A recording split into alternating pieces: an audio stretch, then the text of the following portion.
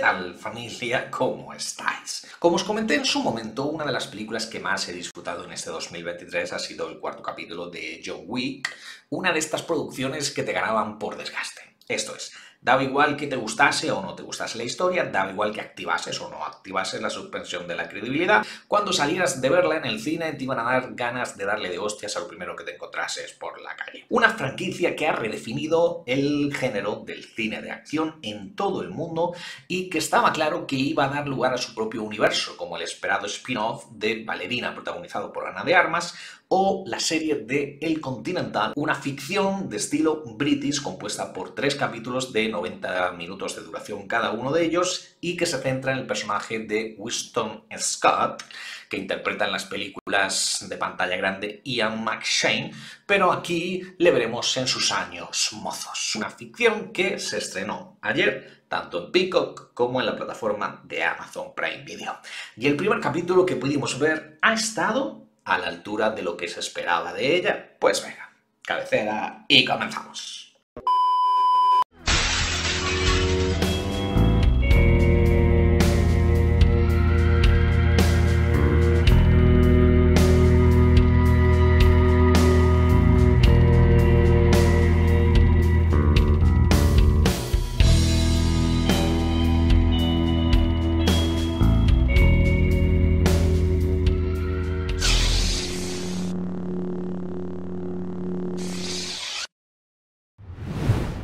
Recuerdo perfectamente la primera vez que escuché hablar de una película llamada John Wick. Era una producción en la que no había puestas grandes expectativas, que estaba protagonizada por un Keanu Reeves alejadísimo de la estrella en que se había convertido después de protagonizar la trilogía de The Matrix y con una premisa argumental que la verdad parecía un chiste. Un tipo que buscaba venganza después de que hubiesen matado a su perro. Después de verla, sin embargo, y como me imagino que la mayoría de los que estáis viendo este vídeo, pues quedé entregadísimo a la causa porque más allá de ser un vehículo de acción bastante competente, la propuesta había abrazado los preceptos del cómic creando un universo propio lleno de asesinos que tenían un código ético bastante particular. Estaba claro que aquello daba para mucho más y no solamente a nivel temático, sino que John Wick sacó de la serie B a las matanzas heroicas del cine de acción de Hong Kong, dando lugar a toda una suerte de herederas espirituales, desde Atomic Blonde o Nobody a la más reciente Carter, una producción surcoreana en Netflix, donde las secuencias y las escenas de acción coreografiadas se trabajan como lo que son, obras de arte, poesía violenta en movimiento. Así que estaréis pensando que estaba esperando el estreno de El Continental como agua de mayo. Pues la verdad es que no. La verdad es que no, porque El Continental es una precuela, que es un concepto, prácticamente un subgénero dentro del cine, que cuando tenía 15 o 16 años, pues me parecía fascinante. Pero que a día de hoy, sí, lo voy a decir.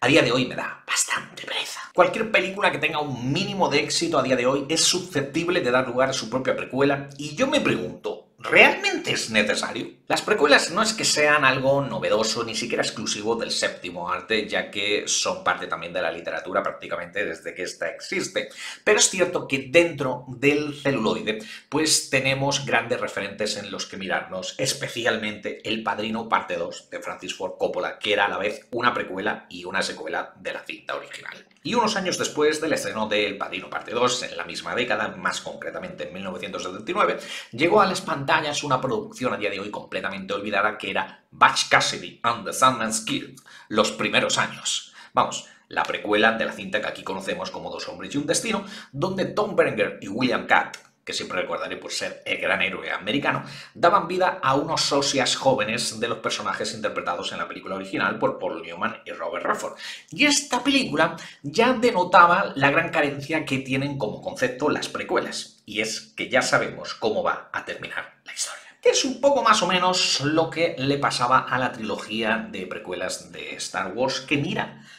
que el concepto que había creado George Lucas de la nada era lo suficientemente amplio y atractivo como para explorar otras aristas de esa galaxia muy lejana. Bueno, pues no, porque llegó un momento en que el propio padre de la criatura, es decir, George Lucas, decidió que la historia de Star Wars se iba a centrar en la familia Skywalker, con lo que acotaba muchísimo el tipo de historias que se podían contar, y es algo de lo que parece que no han aprendido nada, porque las múltiples series que se estrenan en Disney Plus tienen el mismo error de base. Y cómo olvidar otras precuelas que no nos trajeron absolutamente nada nuevo a lo que ya conocíamos, como por ejemplo la de Carlitos Way, atrapado por su pasado aquí en España, que obviamente ya no estaba protagonizada por Al Pacino, la del Silencio de los Corderos, obviamente ya sin Anthony Hopkins haciendo de Hannibal Lecter, las precuelas de Alien, sin Sigourney Weaver haciendo de la Teniente Ripley, o la de Sexo en Nueva York, sin contar con la presencia de Sarah Jessica Parker. Todas ellas dependen mucho del factor nostalgia y del factor fan, y todas ellas carecen de alma. Pero bueno, volviendo al concepto del Continental. Una serie sobre los años mozos de Winston Scott y de cómo acabó convirtiéndose en el gerente del hotel donde se refugian los asesinos, pues no digo yo que no sea interesante de a priori, pero bueno, tampoco es como que me vaya la vida en saber qué es lo que ocurrió al respecto, y no es nada que no se pudiera haber resuelto con un par de flashbacks en cualquiera de las películas de la serie madre, comillas, comillas. Vamos, que os lo digo más claro por si no lo habéis pillado todavía, que el Continental es prescindible, en el mejor de los casos. No te vas a perder gran cosa si no la ves, y además, al ser una producción de televisión, pues tiene un presupuesto sensiblemente menor que cualquiera de las películas protagonizadas por Keanu Reeves. Esto es, que las escenas de acción, que son santo y seña de esta franquicia, pues se ven bastante mermadas. Ahora bien, no es menos cierto que el primer capítulo, que es lo que he podido ver hasta el momento, pues se te hace entretenido. Sí, ya sé que parece una contradicción, pero realmente no lo es. Dirigida por Albert Hughes, que es un realizador que junto a su hermano gemelo adaptó hace unos años la novela gráfica de Alan Moore de From Hell,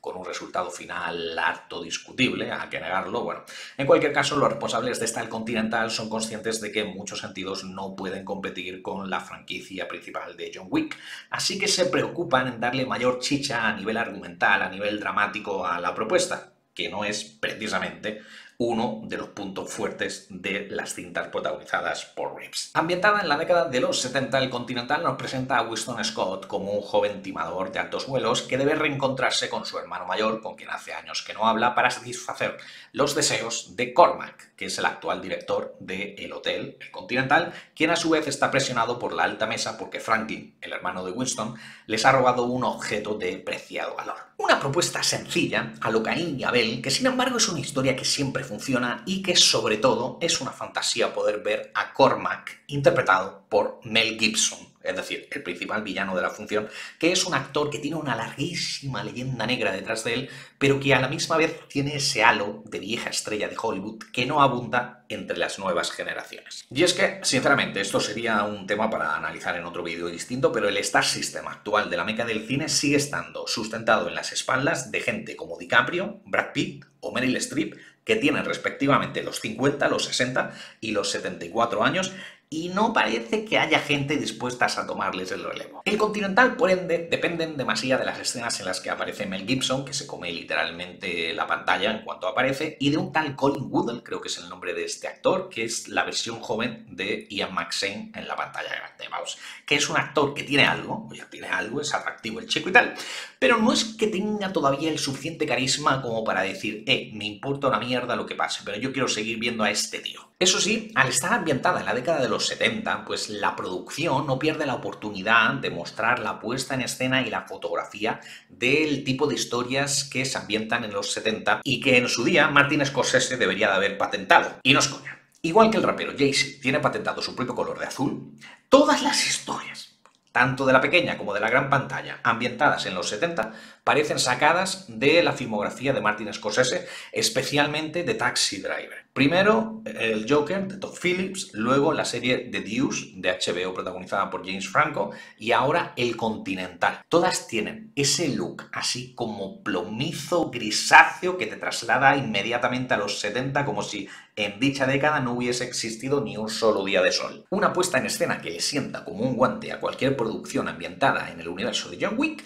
pero que también es cierto adolece del suficientemente atractivo como para ser interesante por sí sola. Más allá del susodicho protagonismo de Cormac, protagonizado por Mel Gibson, en el primer capítulo no hemos tenido la presentación de otros protagonistas que sean interesantes de por sí, ni escenas que nunca antes hubiésemos visto en la saga, ni otras aristas del prisma que amplíen el lore de la franquicia madre, comillas, comillas. Lo dicho, el Continental es una pieza más del puzzle de John Wick, pero por sí misma no es lo suficientemente relevante. Esto es, que es única y exclusivamente recomendada para fanáticos de las películas. O lo que es lo mismo, solo se puede hacer una historia de los años mozos de un personaje interpretado por Marlon Brando si para ponerse en sus zapatos tienes a un Robert De Niro de la vida. Ese debería ser el baremo para toda precuela que se precie. De lo contrario, pues mejor ni intentarlo. Aunque por supuesto, esta es solo mi opinión. Dejadme la vuestra en la caja de comentarios, que como siempre le estaré dando feedback, y hasta que nos volvamos a escuchar, chao familia.